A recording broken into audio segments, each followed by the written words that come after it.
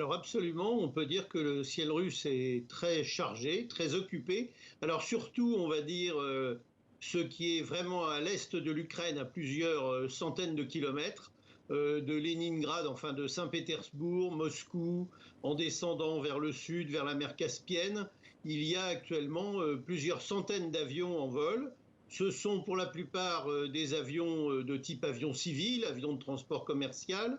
Beaucoup d'entre eux sont encore immatriculés dans des pays qui sont des pays qui ont loué Mmh. ces avions à la Russie et qui depuis lui ont interdit de les utiliser. Et Donc ils est-ce que sont utilisés avec leur immatriculation de ces pays-là ou alors avec des nouvelles immatriculations attribuées en Russie, mais mais alors avec des justement, certificats est-ce qu'on de sait d'où ils viennent viabilité. et où ils vont?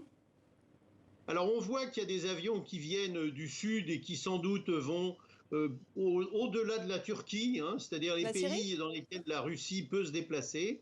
Très manifestement, il y a des avions qui viennent d'Arabie Saoudite, qui viennent de Syrie, d'Iran, de Turquie, et il y a des avions qui se déplacent sur l'ensemble du territoire russe et des républiques du sud de la Russie. Ça fait plusieurs centaines d'avions qui sont en vol. Dans ces avions, il y a sans doute quelques avions militaires de transport et évidemment on ne sait pas ce que transportent Mmh. ces avions, si ce sont des renforts, si ce sont...